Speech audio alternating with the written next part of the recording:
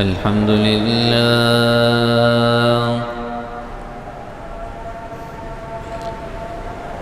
الحمد لله نحمده ونستعينه ونستغفره ونؤمن به ونتوكل عليه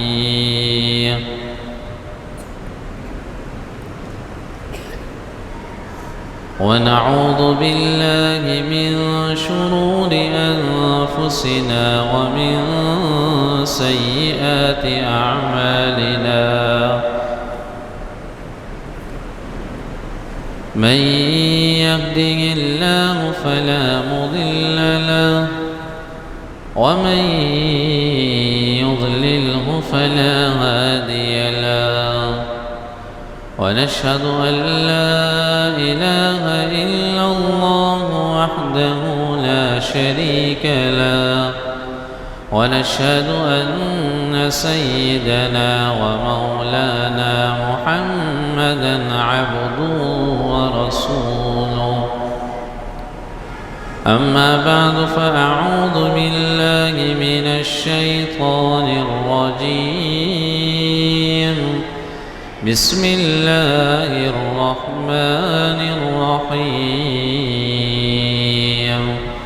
من عمل صالحا فلنفسه ومن أساء فعليها وما ربك بظلام للعبيد وقال تعالى في مقام آخر والعصر إن الإنسان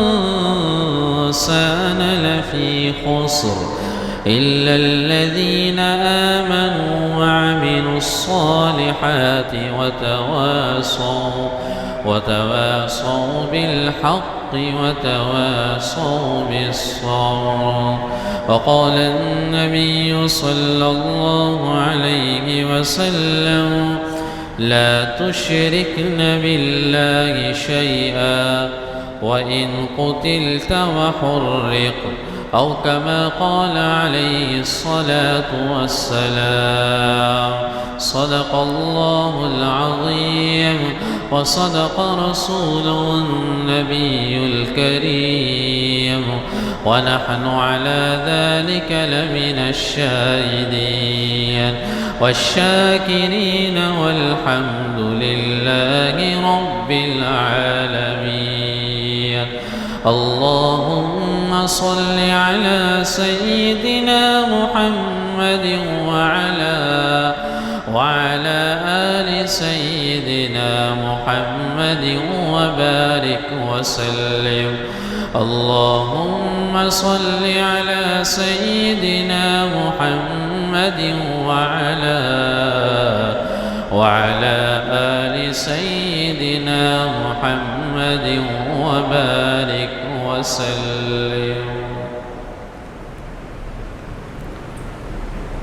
رسول اللہ صلی اللہ علیہ وسلم کے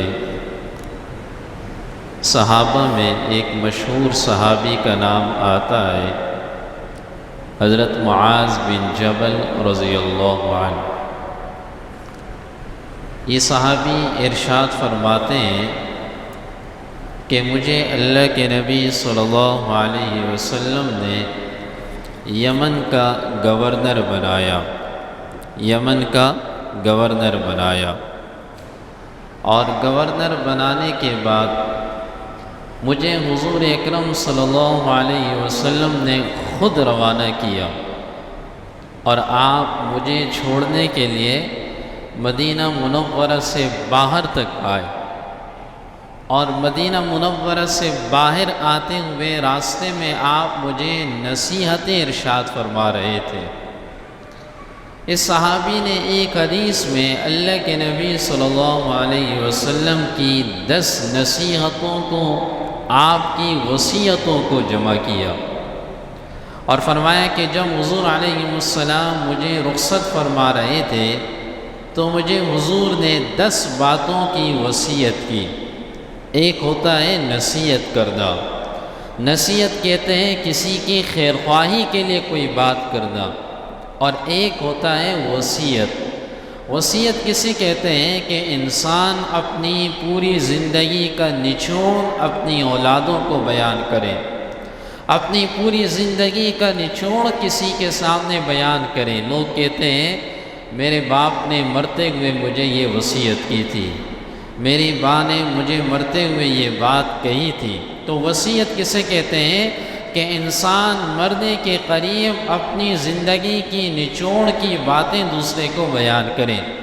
صحابی نے جو بات نقل کی، فرمایا اوصانی رسول اللہ صلی اللہ علیہ وسلم، مجھے حضور علیہ السلام نے بعشرہ 10 باتوں کی وصیت کی۔ کتنی باتوں کی؟ 10 باتوں کی۔ یہ 10 باتیں ایسی ہیں کہ جو ہماری زندگی کے سنورنے کے لیے یہ 10 باتیں ضروری ہیں، اور ہمارے دین اور دنیا اور ہماری آخرت کا نچوڑ ان 10 باتوں کے اندر رکھا ہے۔ آپ نے پہلی بات ارشاد فرمائی، لا تشرکن باللہ شیئا وَإِن قُتِلْتَ وَحُرِّقْتَ، اللہ کے ساتھ کبھی کسی کو شریک مت ٹھہرانا، اللہ کے ساتھ کبھی کسی کو شریک مت ٹھہرانا۔ وَإِن قُتِلْتَ، اگرچہ تجھے قتل کر دیا جائے یا اگرچہ تجھے جلا دیا جائے، اگرچہ تجھے قتل کر دیا جائے یا اگرچہ تجھے جلا دیا جائے۔ شرک کسے کہتے ہیں؟ شرک کہتے ہیں اللہ کی ذات میں یا اللہ کی صفات میں اللہ کے ساتھ کسی کو اللہ کا شریک ٹھہرانا۔ مثال کے طور پر اللہ رب العزت کی ذات اولاد دینے والی ہے، اللہ کی ذات مشکلات کو حل کرنے والی ہے۔ اگر کوئی شخص یہ عقیدہ رکھے کہ فلاں جگہ سے مجھے اولاد ملے گی یا فلاں جگہ سے مجھے روزی ملے گی، تو یہ انسان کیا ہو جائے گا؟ مشرک ہو جائے گا۔ اور یاد رکھیے ان اللہ لا یغفر ان یشرک بہ، اللہ شرک کے گناہ کو کبھی معاف نہیں کرے گا۔ وَيَغْفِرُ مَا دُونَ ذَلِكَ لِمَن يَشَاءُ، شرک کے علاوہ کے گناہوں کو اللہ معاف کر دے گا، لیکن شرک کے گناہ کو اللہ کبھی معاف نہیں کرے گا۔ ان الشرک لظلم عظیم، شرک بہت بڑا گناہ ہے۔ ان الشرک لظلم عظیم، شرک بہت بڑا گناہ ہے۔ فرمایا وَإِن قُتِلْتَ وَحُرِّقْتَ، اگرچہ تجھے قتل کیا جائے، اگرچہ تجھے جلا دیا جائے، پھر بھی اللہ کے ساتھ شریک مت ٹھہرانا۔ حالانکہ اللہ کے کلام میں ایک بات موجود ہے، فرمایا کہ إِلَّا مَنْ أُكْرِهَ وَقَلْبُهُ مُطْمَئِنٌ بِالْإِيمَانِ، اگر کسی انسان کا دل مطمئن ہے اور زبان سے مجبوری کی حالت میں کوئی زبردستی کلمہ کفر کہلوا دے تو یہ انسان کافر نہیں ہوگا، اس لیے کہ مجبوری کی حالت میں اس نے کہا، جان جانے کا اندیشہ تھا لیکن اس کا دل مطمئن تھا۔ اللہ کا کلام یہ کہہ رہا ہے، اور اللہ کے نبی صلی اللہ علیہ وسلم کا فرمان ایک طرف یہ ہے، اگرچہ تجھے قتل کر دیا جائے، تجھے جلا دیا جائے، پھر بھی اللہ کے ساتھ شریک مت ٹھہرانا۔ علماء نے لکھا اللہ کے کلام میں رخصت ہے اور اللہ کے نبی علیہ السلام کے فرمان میں عزیمت ہے۔ رخصت کا مطلب یہ ہوتا ہے کہ اجازت ہے، یہ کہہ سکتے ہو۔ عزیمت کا مطلب یہ ہوتا ہے کہ اگر آپ کو اجازت ہے لیکن اجازت ہونے کے باوجود آپ نے یہ جملہ نہیں کہا تو آپ نے عزیمت پر عمل کیا۔ اور حضرات صحابہ کرام کی مثالیں ہیں، حضرات صحابہ کرام نے کبھی رخصت پہ عمل نہیں کیا، ہمیشہ عزیمت پہ عمل کیا، اور کبھی اپنی زبان سے کوئی ایسا کلمہ نہیں کہا اگرچہ جتنی بھی آپ کو تکلیفیں دی گئی۔ حضرت بلال حبشی رضی اللہ تعالیٰ عنہ کو دیکھیے، مکہ مکرمہ کی گلیوں میں رسی کے ساتھ آپ کو گھسیٹا جاتا تھا، آپ کی پیٹھ پر تپتی ہوئی دھوپ کے اندر پتھروں کو رکھا جاتا تھا، لیکن آپ اس وقت بھی کہا کرتے تھے احد احد، اللہ ایک ہے، اللہ کا کوئی شریک نہیں۔ حضرت عمر بن الخطاب رضی اللہ تعالیٰ عنہ نے ایک دن حضرت بلال حبشی رضی اللہ تعالیٰ عنہ کے تکالیف کو بیان کیا تو مجلس میں حضرت خباب رضی اللہ عنہ موجود تھے۔ انہوں نے عرض کیا امیر المومنین، آپ کو میری تکالیف کا نہیں پتہ، اور اگر آپ کو میری تکالیف کا علم ہو جائے تو آپ کہنے پہ مجبور ہو جائیں گے کہ سب سے زیادہ تکالیف آپ کو ملی ہے۔ انہوں نے عرض کیا آپ کو کیا تکلیفیں ملی؟ زمانے جاہلیت میں جب آپ نے قبول کیا تو کیا تکالیف ملی؟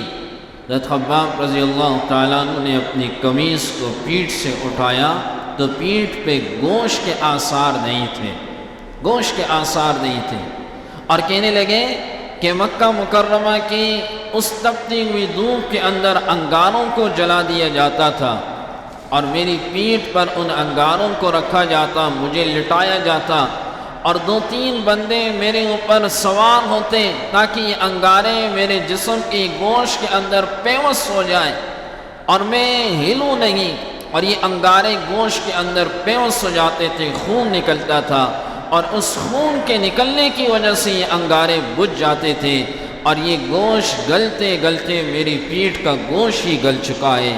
لیکن اس حال میں بھی قربان جو انہوں نے اپنی زبان سے کبھی احد احد کے سوا کچھ کہا ہو، ہر وقت انہوں نے اللہ ایک ہے، اللہ ایک کہا، اللہ کے ساتھ ان حالات میں بھی انہوں نے کسی کو شریک نہیں ٹھہرایا۔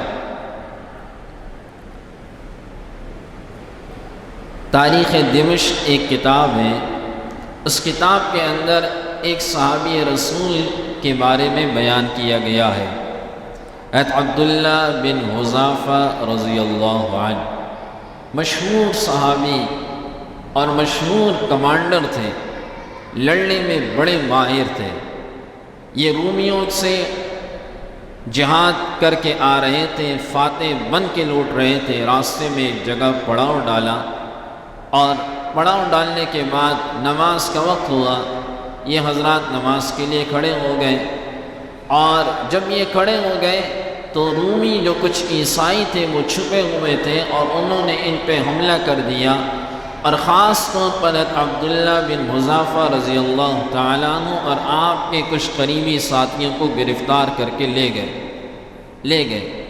لے جانے کے بعد جو رومیوں کا بادشاہ تھا، تو رومیوں کے ایک کمانڈر نے اپنے بادشاہ سے کہا یہ جو آدمی ہے عبداللہ بن حذافہ، یہ بڑے کام کا آدمی ہے، اور کوشش کرو کسی طریقے سے یہ ہمارے دین کے اندر آ جائے، یہ ہمارے بڑے کام آئے گا۔ تو رومیوں کے بادشاہ نے اس صحابی رسول کو بلایا، اور بلانے کے بعد اس سے کہا کہ میں اپنی آدھی سلطنت تمہیں دینے کو تیار ہوں، اپنا دین چھوڑ دو، آدھی سلطنت دینے کو تیار ہوں، اپنا دین چھوڑ دو۔ اس وقت رومیوں کے پاس سلطنت بڑی تھی، 3 براعظموں پہ رومیوں کی حکومت تھی، ایشیا، افریقہ اور یورپ، ان تینوں براعظموں پہ کا آدھی سلطنت دینے کو تیار ہوں، اپنا دین چھوڑ دو۔ صحابی تو صحابی تھے، کہنے لگے کہ آپ اپنے دین کی بات کر رہے ہوں، اللہ کے نبی صلی اللہ علیہ وسلم کی ایک سنت کو میں نہیں چھوڑ سکتا، دین تو دور ہے، میں آپ کی ایک سنت کو آپ کے اس سلطنت کے اوپر برابر نہیں کر سکتا، میں نہیں چھوڑ سکتا۔ اب یہ بادشاہ تھا، اپنی اکڑ میں تھا، تو کہنے لگے کہ اسے درخت کے ساتھ باندھ دو، درخت کے ساتھ باندھ دو۔ درخت کے ساتھ باندھا گیا، اور اپنے تیر اندازوں سے کہا کہ تیر ایسے چلاؤں کہ اس کے قریب سے گزرے لیکن اس کو لگے نہیں۔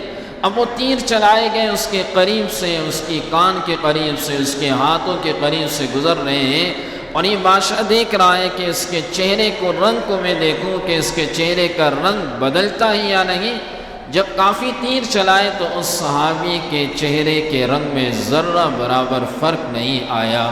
اس بادشاہ نے کہا کہ اب تیل گرم کرو، اور تیل کو گرم کیا گیا، اور جب تیل خوب گرم ہوا، اس گرم تیل کے اندر انہی کے ساتھیوں میں سے ایک ساتھی کو لایا گیا، اور سیدھا اس گرم تیل کے اندر ڈال دیا، سیدھا۔ اب ظاہر ہے گرم تیل میں جیسے آپ مچھلی کو ڈالو تو مچھلی کیسے تلتی ہے، گوشت کیسے تل جاتا ہے، انسان کو ڈالو تو ہڈیاں ایک طرف اور گوشت ایک طرف ہو جاتا ہے۔ ایک اور کو لے آؤ، ان کی آنکھوں کے سامنے ایک اور کو ڈالا گیا، ایک اور کو لے آؤ، ان کی آنکھوں کے سامنے ایک اور کو لایا گیا، اس کو اپنے دین کی طرف لانا ہے۔ اب جب 3 صحابہ شہید ہوئے تو رومیوں کے بادشاہ نے کہا اب عبداللہ بن حذافہ کو لے جاؤ، عبداللہ بن حذافہ کو لے جاؤ۔ عبداللہ بن حذافہ کو لے جانے لگے، اور جب آپ کو لے جاتے اس تیل کے قریب لے گئے تو آپ کی آنکھوں سے آنسو روانہ تھے اور ٹپ ٹپ کے گر رہے تھے۔ بادشاہ نے کہا میں نے کہا نہیں تھا، پہلے میری بات مان لیتے آپ کے ساتھی بھی بچ جاتے، اور لگتا ہے موت کی گھبراہٹ سے ابھی رونا آ رہا ہے۔ یہ صحابی رسول تھے، کہنے لگے کہ اللہ کی قسم ایسی کوئی بات نہیں، نہ موت کی گھبراہٹ سے مجھے رونا آ رہا ہے، میں تو یہ افسوس کر رہا ہوں کہ کاش میرے جسم کے بالوں کے برابر میری جانیں ہوتی اور ہر جان میں اللہ کے نام پہ نچاور کر دیتا۔ یہ رومیوں کا بادشاہ اس صحابی کی یہ بات سن کے بڑا حیران ہوا اور کہنے لگا میں نے اپنی زندگی میں آپ جیسا دلیر اور بہادر نہیں دیکھا، اور میں چاہتا ہوں کہ آپ جیسا بہادر میری پیشانی کو بوسہ دے دے، میں تمہیں چھوڑ دوں گا تاکہ میں زندگی بھر کہہ سکوں کہ ایک ایسا بہادر آیا تھا اور اس نے میری پیشانی کو بوسہ دیا تھا۔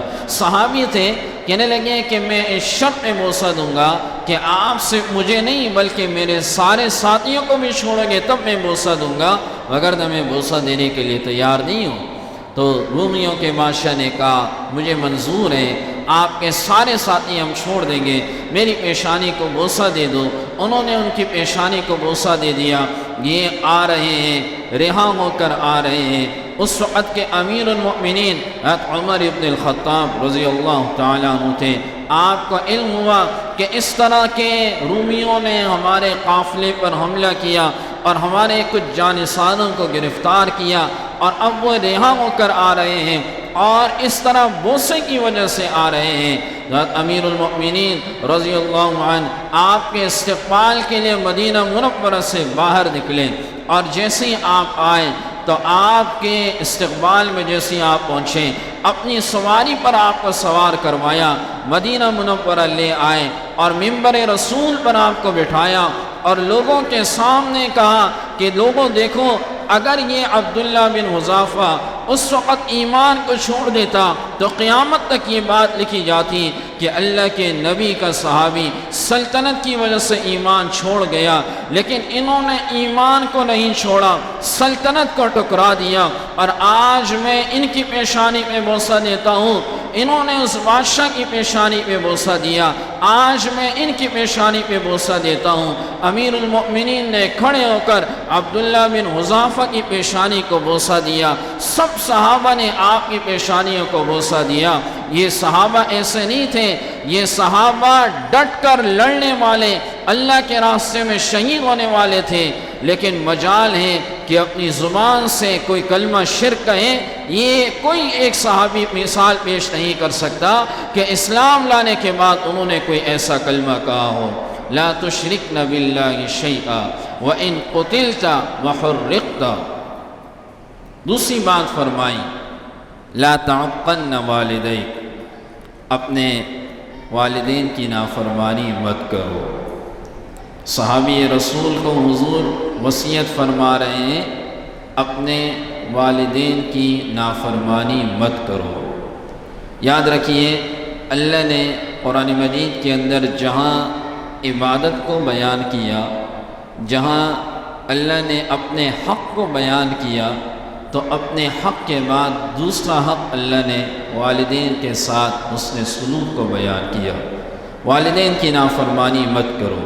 اور ایک آیت میں تو اللہ نے وَقَضَىٰ رَبُّكَ أَلَّا تَعْبُدُوا إِلَّا إِيَّاهُ وَبِالْوَالِدَيْنِ إِحْسَانًا إِمَّا يَبْلُغَنَّ عِندَكَ الْكِبَرَ أَحَدُهُمَا أَوْ كِلَاهُمَا فَلَا تَقُل لَّهُمَا أُفٍّ وَلَا تَنْهَرْهُمَا وَقُل لَّهُمَا قَوْلًا كَرِيمًا وَاخْفِضْ لَهُمَا جَنَاحَ الذُّلِّ مِنَ الرَّحْمَةِ وَقُل رَّبِّ ارْحَمْهُمَا كَمَا رَبَّيَانِي صَغِيرًا۔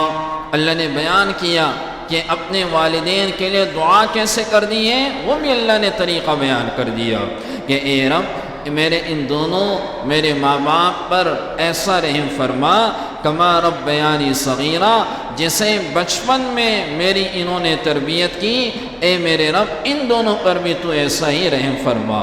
اور اللہ نے فرمایا اف بھی ان کے سامنے مت کرنا۔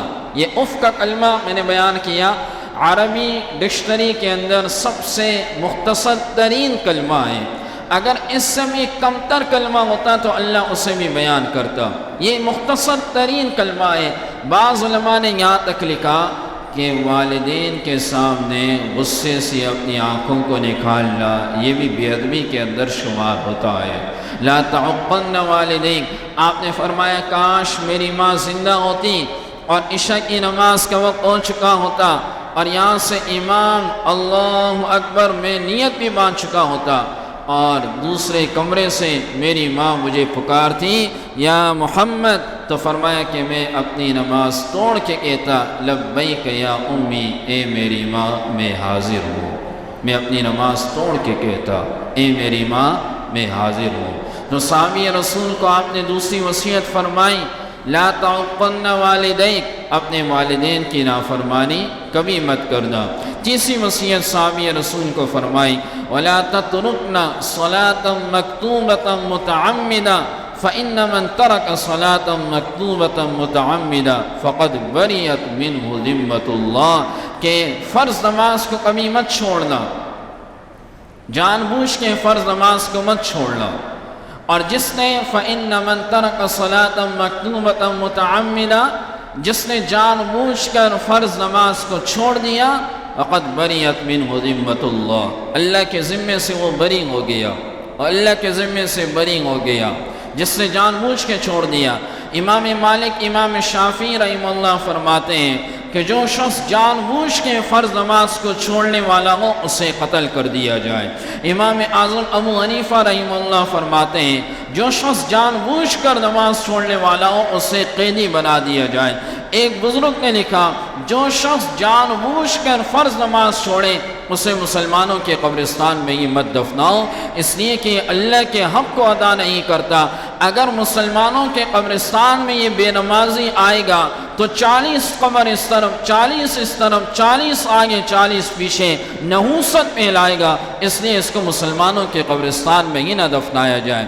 اور امام احمد بن حنبل رحمہ اللہ نے فرمایا جو شخص جان بوجھ کے فرض نماز چھوڑے اسے کبھی قرض بھی مت دیا کرو، کہ جو اللہ کے حق کو ادا نہیں کرتا وہ کل کو تمہارے حق کو کیا ادا کرے گا؟ جو اللہ کے حق کو چھوڑتا ہے کل وہ تمہارے حق کو پورا کیسے کرے گا؟ صحابہ کرام رضوان اللہ علیہم اجمعین کفر کی اور نفاق کی علامت نماز چھوڑنے کو سمجھتے تھے۔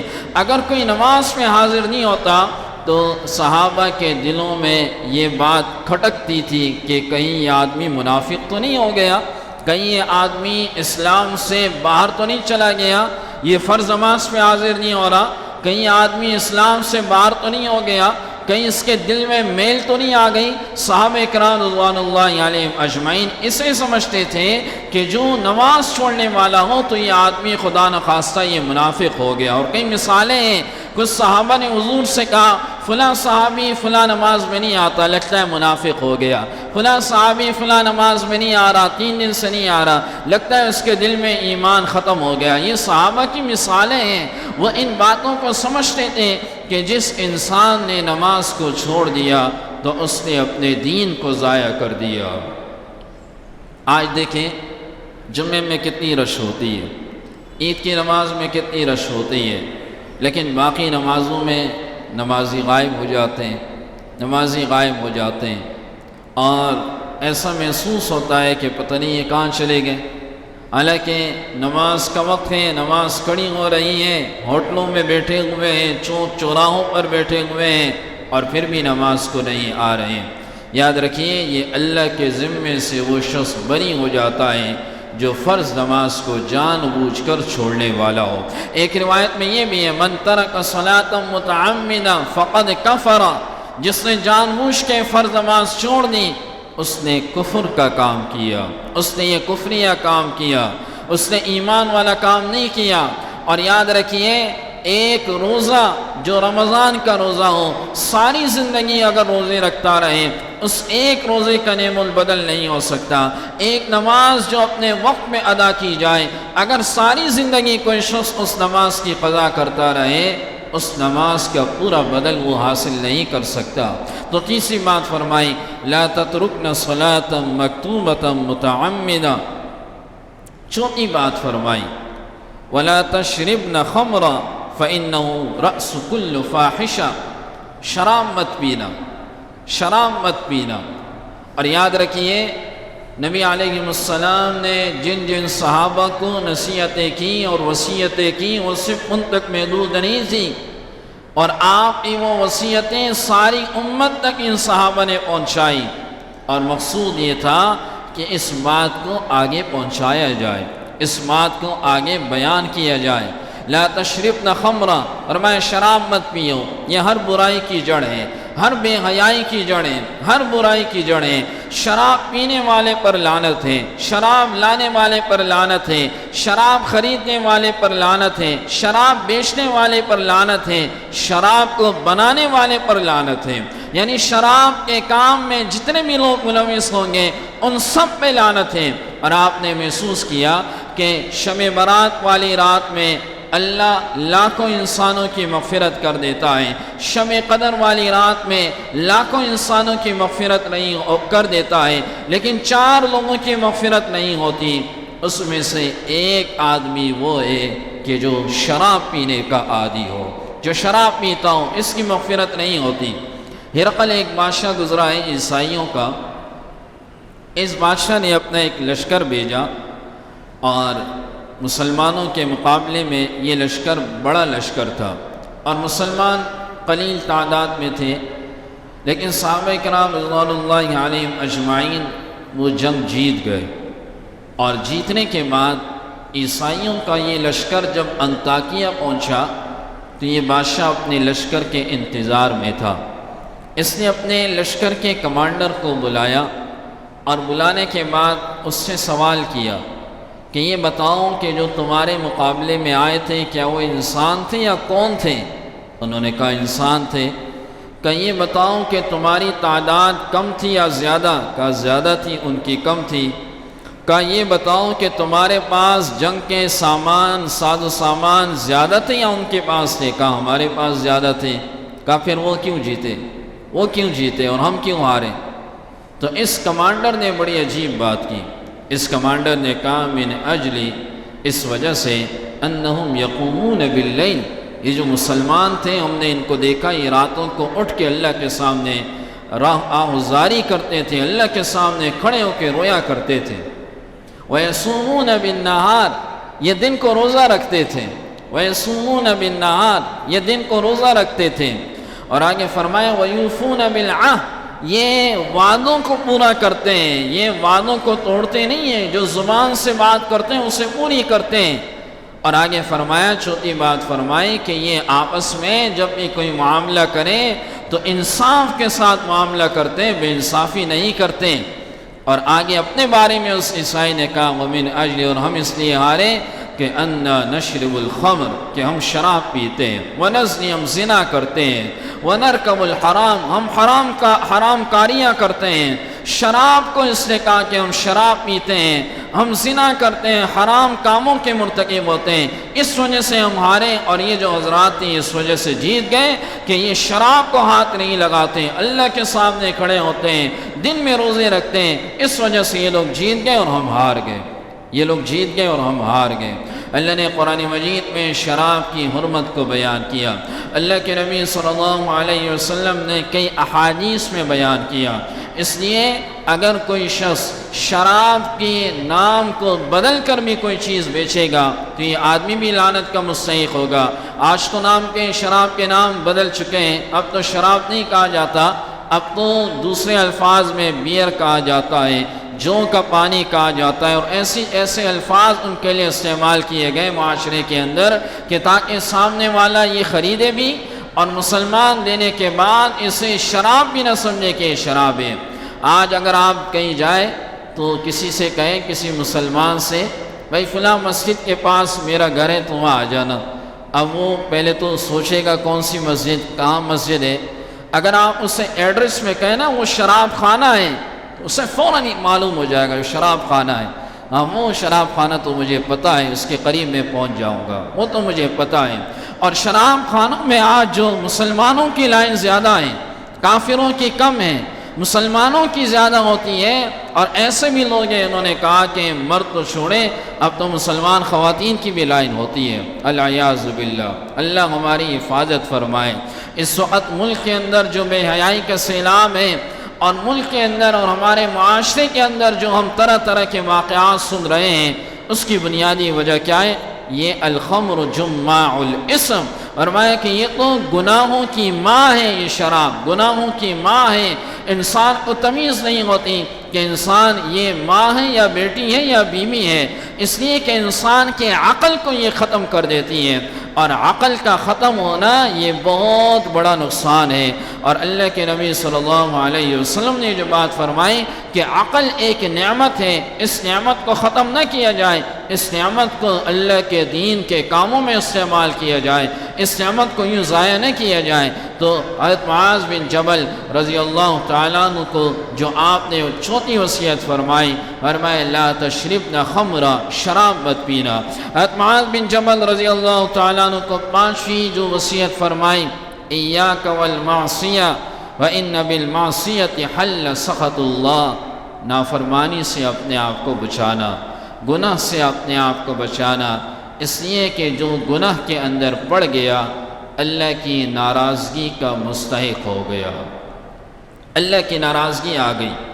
انگارہ چاہے چھوٹا ہو چاہے بڑا ہو، کپڑے کو چھوٹا انگارہ بھی جلا دے گا اور کپڑے کو بڑا انگارہ بھی جلا دے گا. انگارہ جتنا بھی ہو، گناہ چاہے چھوٹا ہو چاہے بڑا ہو، یہ نقصان ضرور دے گا، نقصان ضرور دے گا. آج گناہوں کا ہی یہ طوفان ہے. تو آپ دیکھیں معاشرے کے اندر ان گنت نئے نئے بیماریاں جنم لے رہی ہیں، آج تک جن کا نام بھی نہیں سنا گیا. ایڈس کی بیماری اس وقت یورپ کے اندر ہزاروں لاکھوں ہر سال اس سے مر رہے ہیں. یہ گناہوں کی وجہ سے، جتنے گناہ ہوں گے اتنے ہی بیماریاں جنم لیں گی. یاد رکھیے، گناہ کی وجہ سے بیماریاں جنم لیتی ہیں، اور گناہوں کا وبال اس دنیا میں بھی آتا ہے. کذالک العذاب والعذاب الآخرۃ اکبر. اللہ نے فرمایا یہ عذاب تو دنیا کا چھوٹا سا ہے، یہ تو ایک نمونہ ہوتا ہے. والعذاب الآخرۃ اکبر، آخرت کا عذاب تو اس سے بھی بڑا ہے. ایسا تھوڑی ہوگا کہ ایک مسلمان زنا کرتا رہے اور کوئی اس پر بیماری نہ آئے اور کوئی اس پر مصیبت پریشانی نہ آئے. ایسا کبھی نہیں ہوگا کہ کوئی گناہ پہ گناہ کرتا رہے اور اس کے حالات ٹھیک ہوتے جائیں، ایسا نہیں ہوگا. اگر گناہ ہوگا وما اصابکم من مصیبہ وبما کسبت ایدیکم، جو بھی مصیبت آتی ہے وہ تمہارے ہاتھوں کی وجہ سے آتی ہے، تمہارے ہاتھوں کی کمائیاں ہوتی ہیں، تمہارے گناہ ہوتے ہیں، ان گناہوں کی وجہ سے مصیبت جنم لیتی ہے. اگر گناہ ہوگا تو مصیبت جنم لے گی، گناہ ہوگا تو بیماریاں آئیں گی اور نئے نئے قسم کی بیماریاں آئیں گی. آج معاشرے میں ایسی بیماریاں آ رہی ہیں کہ کسی نے ان کا نام نہیں سنا، ان کی بنیادی وجہ وہ گناہ ہے. یہ 5 باتیں ارشاد فرمائیں، 5 باتیں انشاءاللہ اگلے جمعے کو بیان ہوں گی. حضرت معاذ بن جبل رضی اللہ تعالیٰ عنہ کو اللہ کے نبی صلی اللہ علیہ وسلم نے جب یمن کا گورنر بنایا تو 10 باتوں کی تلقین کی، جس میں سے 5 باتیں آج فرمائی. پہلی بات فرمائی کہ اللہ کے ساتھ کسی کو شریک مت ٹھہراؤ، اگرچہ تمہیں قتل کر دیا جائے، جلا دیا جائے. دوسری بات فرمائی اپنے والدین کی نافرمانی مت کرو. تیسری بات فرمائی فرض نماز کو جان بوجھ کے کبھی بھی مت چھوڑنا. چوتھی بات فرمائی شراب کو کبھی ہاتھ نہیں لگانا. 5ویں بات فرمائی گناہوں سے اپنے آپ کو بچانا. اللہ رب العزت سے دعا ہے کہ اللہ رب العزت ان باتوں پر ہم سب کو عمل کی توفیق عطا فرمائے. وآخر دعوانا ان الحمد للہ رب العالمین.